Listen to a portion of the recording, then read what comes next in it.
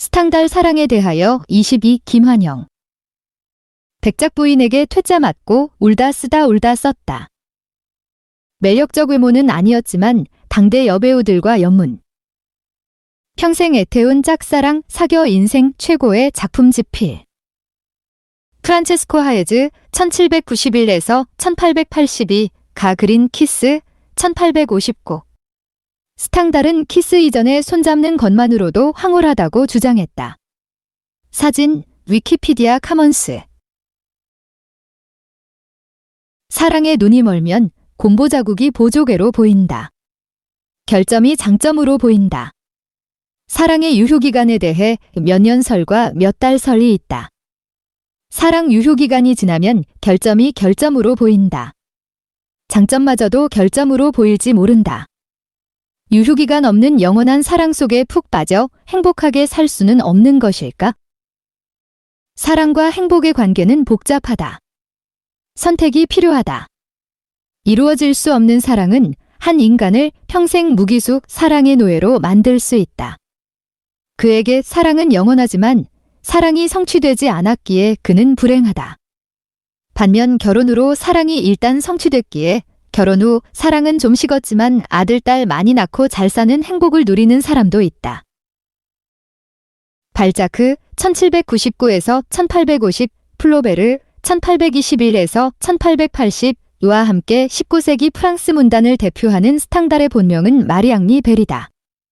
스탕달은 적과 흙 1830과 파르메 수도원 1839으로 유명하다. 스탕달은 마리앙리 벨이 사용한 170여 개의 필명 중 하나다.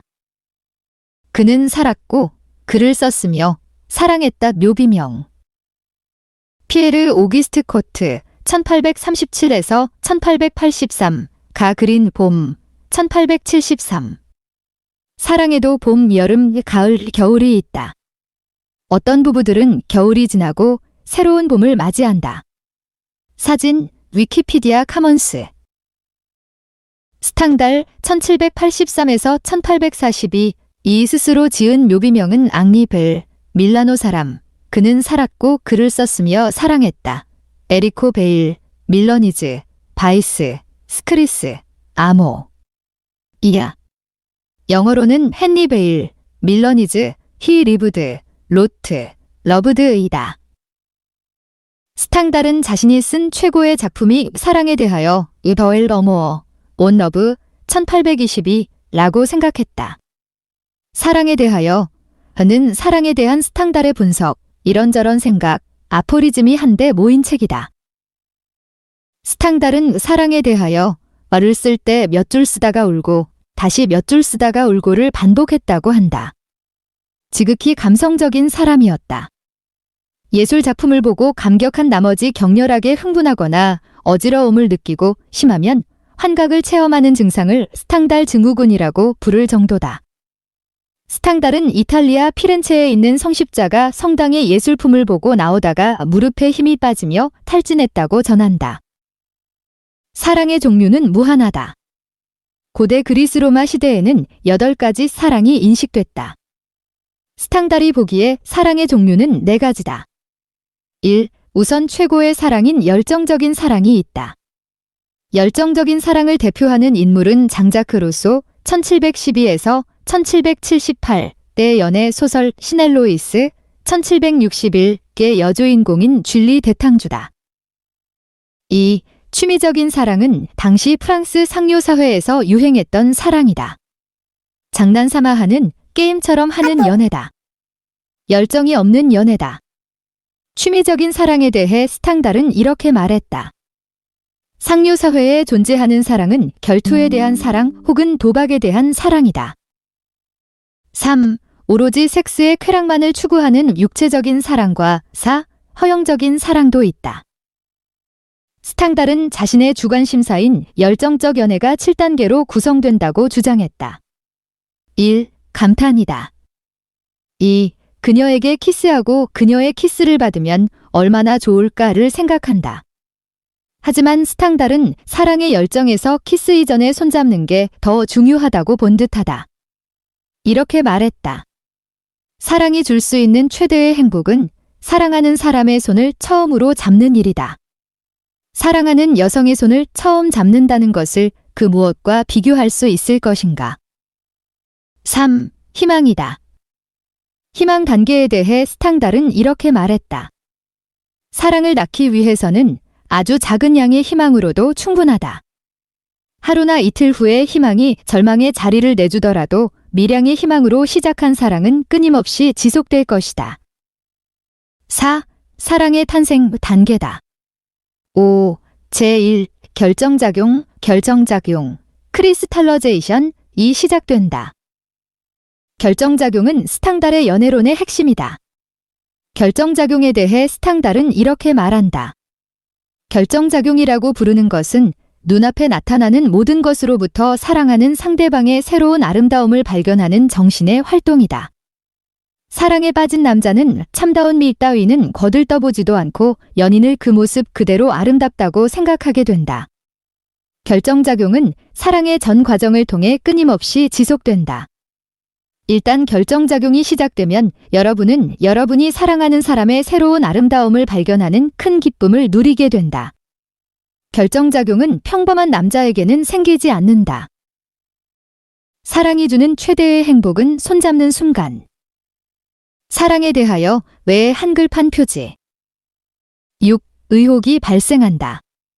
의혹의 단계를 스탕달은 다음과 같이 기술한다. 남녀에게 사랑이 탄생하는 방식이 다른 이유는 남녀에게 희망의 본질이 다르다는 데서 비롯된다. 한쪽은 공격하고 다른 한쪽은 방어한다. 한쪽은 요구하고 다른 한쪽은 거부한다. 한쪽은 대담하고 다른 한쪽은 수줍다. 남자는 궁금하다. 나는 그녀를 기쁘게 할 수 있을까? 그녀가 나를 사랑할까? 여자는 생각한다. 그 사람은 나를 사랑한다고 했지만 농담은 아닐까? 그는 믿을 만할까? 나에 대한 그의 사랑이 얼마나 갈지 그 자신 정말 알고 있는 걸까? 7. 제2의 결정작용이 시작된다. 평생 금슬이 좋은 부부들이 있다. 그들은 제2뿐만 아니라 제3, 제4, 제5의 결정작용을 체험하는 부부들이다. 이러한 연쇄적 결정작용의 비밀을 현대 심리학과 뇌과학이 풀고 있다. 스탕달에 따르면 사랑에 빠진 남자는 다음과 같은 세 가지 생각 사이에서 길을 잃고 방황한다. 1. 그녀는 완벽하다. 2. 그녀는 나를 사랑한다. 3. 나에 대한 그녀의 사랑의 가장 강력한 증거를 어떻게 얻을 수 있을 것인가. 1. 스탕달을 평생 사랑의 노예로 만든 마틸드 덴보스키 백작 부인. 이 루이딧이 1775에서 1847, 가 그린 스탕달 초상화 1835. 사진, 렉투라, 소르마니 공공중앙도서관. 스탕달은 사랑지상주의자였다. 그는 모든 역사적 시기는 각 시대의 방식으로 로맨틱하다고 생각했으며 로맨티시즘이 모든 시대의 핵심이라고 생각했다. 스탕달은 자신의 본명에서 따온 벨주의 베일리즘을 주창했다. 스탕달주의라고 할 만하다. 행복의 추구가 가장 중요하다는 사상이다. 스탕달에게 열정적인 사랑이 행복의 조건이었다. 끈 스탕달에게 로맨틱한 마음과 여성으로부터 로맨틱한 감정을 이끌어내기에는 불충분한 그다지 매력적이지 않은 몸, 그리고 로맨틱한 감정을 묘사할 수 있는 불멸의 필력을 주었다. 스탕달은 멜라니 로아종이나 멜라니 길베르와 같은 여배우를 만나 사랑에 빠졌고 몇 달간 동거하기도 했다. 스탕달에게 평생의 사랑, 러브 오브 라이프은 1818년에 만난 마틸드 덴보스키 1790에서 1825 백작 부인이었다. 짝사랑으로 끝났다. 폴란드 출신의 남편과 17세에 결혼해 아들 둘을 낳고 별거 상태였던 마틸드는 스탕달을 거부했다.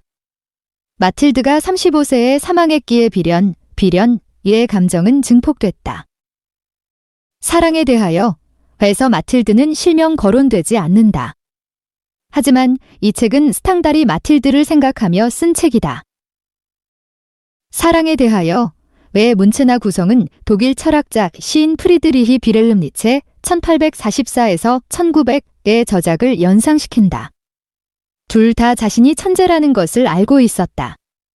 둘 다 자신의 글을 이해하는 독자층이 제대로 형성되려면 한 100년이 더 필요하다고 예견했다. 니체와 마찬가지로 스탕달의 아포리즘은 마냥 어려운 것은 아니다.